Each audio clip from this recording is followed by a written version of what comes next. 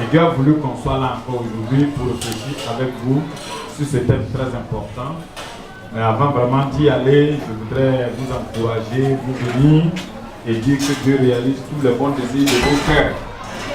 Malgré toutes les difficultés qui se passent dans le monde en général et chez nous en particulier, si nous sommes vivants, c'est parce que Dieu a quelque chose à faire avec nous encore sur la terre. Quand nous lisons la Bible, nous nous rendons compte que chacun de nous est venu sur la terre pour réaliser un projet que Dieu a prévu. La Bible va jusqu'à dire que Dieu a prévu de bonnes choses que nous devons accomplir. Et donc il y a des projets pour lesquels Dieu nous a envoyés. On peut même dire que chacun de nous est un projet de Dieu. Il faut dire à ton voisin que tu es un projet de Dieu. Et nous voulons vraiment encourager les anciens. Il y a des gens qu'on avait trouvés ici dont on voit encore les visages. Et que Dieu vous bénisse. Merci pour tout ce travail que vous faites pour le Seigneur. La Bible dit qu'il n'est pas ingrat pour oublier ce que nous faisons.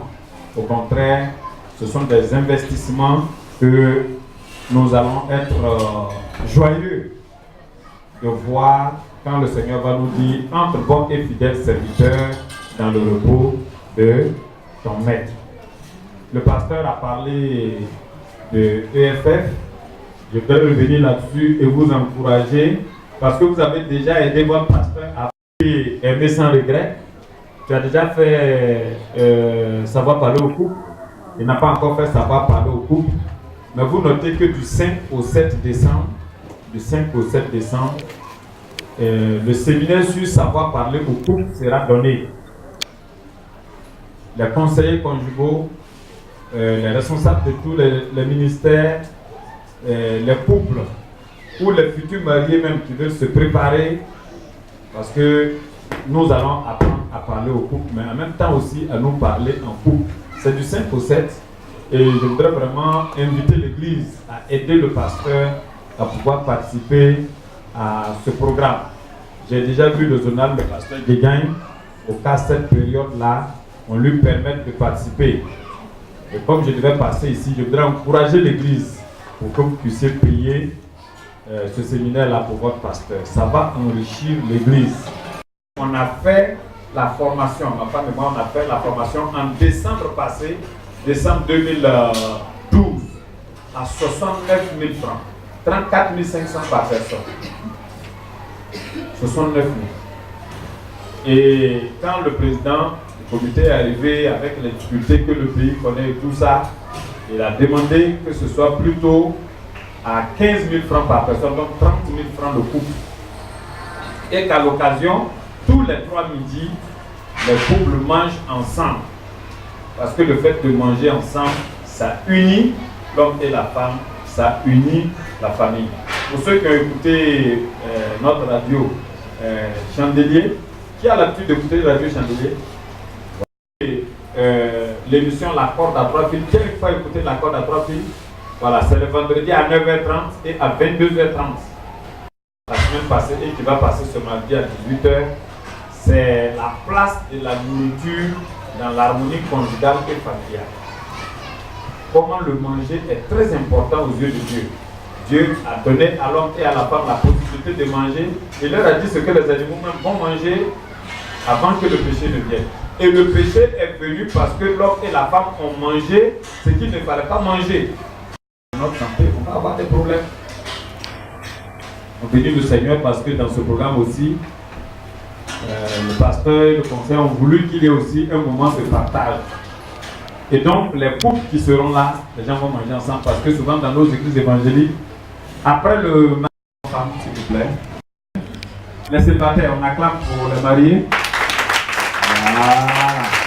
Les célibataires, levez les mains, s'il vous plaît. Les célibataires, vous levez les mains. Les mariés, acclamez le Seigneur pour les célibataires.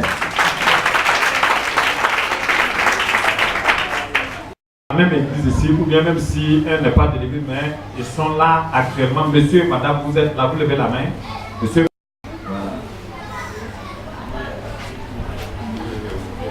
Maman, pasteur, tu peux te tenir debout, on va acclamer très fort le Seigneur. Waouh! Ok, tu prends ta Bible et puis tu viens à côté de papa aujourd'hui. C'est le grand décor.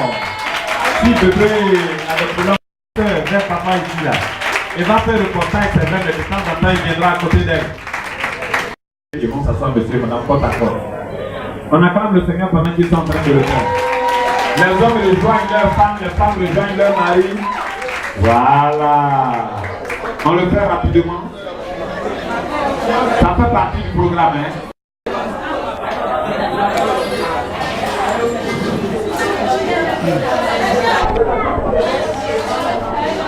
Ça, c'est le programme qui a commencé comme ça. Ça donne envie aux célibataires d'être mariés, non?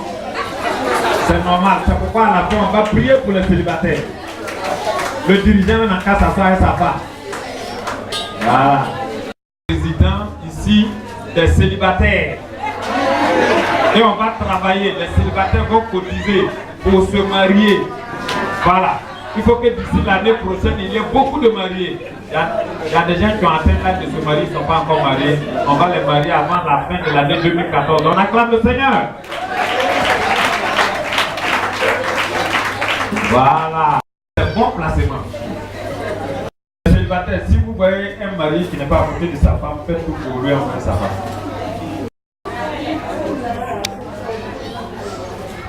Pendant qu'il se... Parce qu'en Afrique, souvent, il y a des choses, quand on parle de ça, que tu es enfant, on dit c'est pas pour les enfants. Quand on parle de ça, que tu es jeune, on dit c'est pas pour les jeunes. Des choses.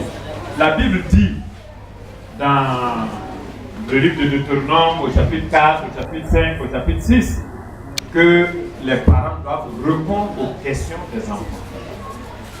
Dieu a créé un seul homme et il lui a dit de nommer des animaux. Il a nommé les animaux et la Bible dit que l'homme n'a pas trouvé d'être semblable à lui. Alors que Dieu lui a dit de dominer sur tout. Or, les animaux, Dieu les a fait mâles et femelles. Et l'homme s'est retrouvé seul.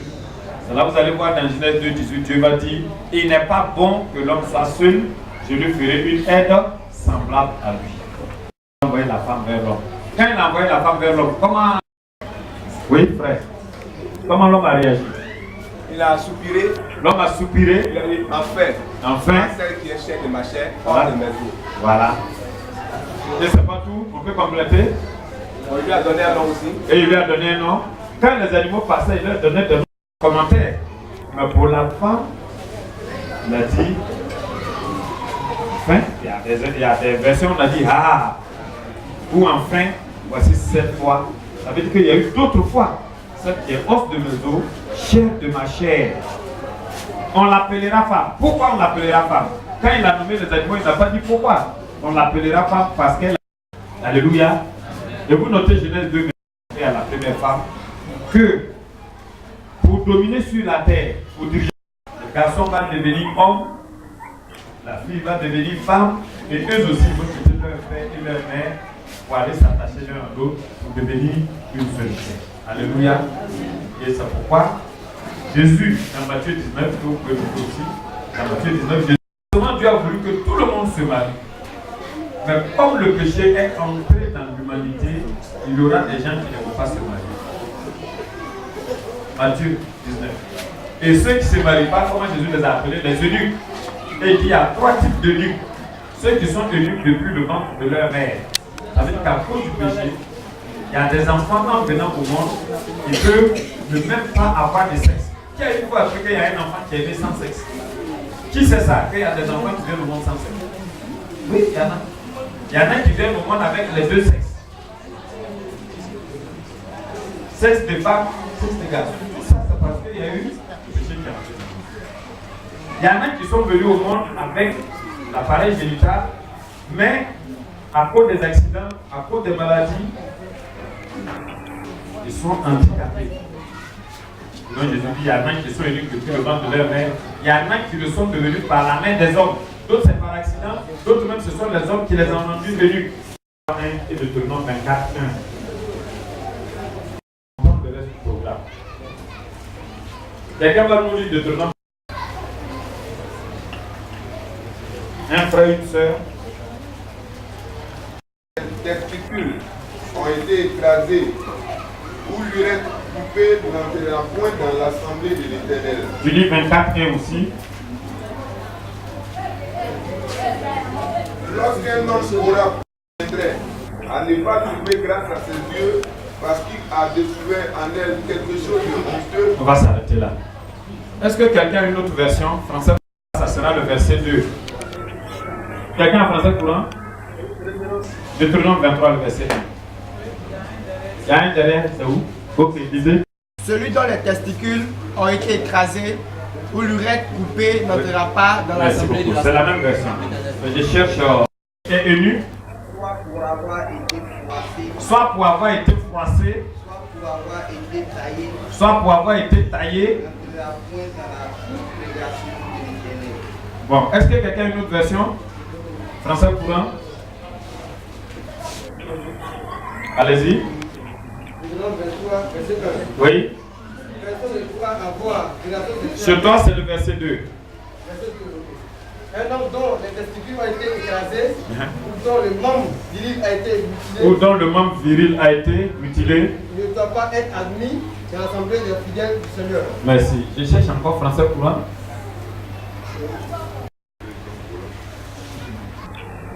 Deutéronome 23, verset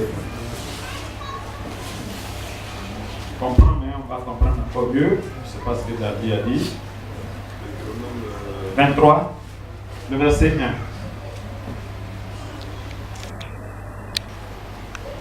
Celui qui est ému Frustré ou bien froissé, ou froissé. Non, froissé. pour avoir été taillé. Ah, d'accord, ça rejoint aussi l'autre côté. Donc, ça, vous voyez, on fait ça aux chiens, on fait ça aux porcs, on fait ça aux animaux, on les casse. Mais ils font ça aux hommes aussi. On faisait ça aux hommes. Vous voyez? Donc, des gens qui sont nés normalement. Donc, c'est pourquoi Jésus a dit qu'il y a 3 types. Il y en a qui le sont depuis le ventre de leur mère, soit à cause des anomalies. Mais il y en a, ce sont des hommes qui les ont rendus comme ça.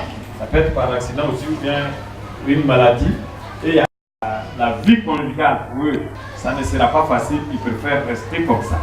L'apôtre Paul, les Jean-Baptiste et autres sont restés comme ça. C'était des garçons. Ils sont restés comme ça. Mais en dehors de ces 3 types de personnes eunuques, la Bible dit que tous ceux qui ne sont pas eunuques, qui atteignent l'âge de se marier, il faut qu'ils se marient. La Bible dit pour éviter la débauche, 1 Corinthiens 7, vous notez, verset 1 et suivant, pour éviter la débauche, que chacun ait sa femme et que chaque femme ait son mari. Et ça doit être un souci pour l'Église. Chez les Juifs, quand un enfant, un jeune homme atteint l'âge de se marier et qu'il ne se manifeste pas, le conseil de la communauté, comme le conseil de l'église chez nous, le conseil de la synagogue, convoque les parents. Votre fils a atteint l'âge de se marier. Pourquoi il n'est pas encore marié? Et ils vont aller demander à leur fils. Et ils vont venir au conseil avec leur fils.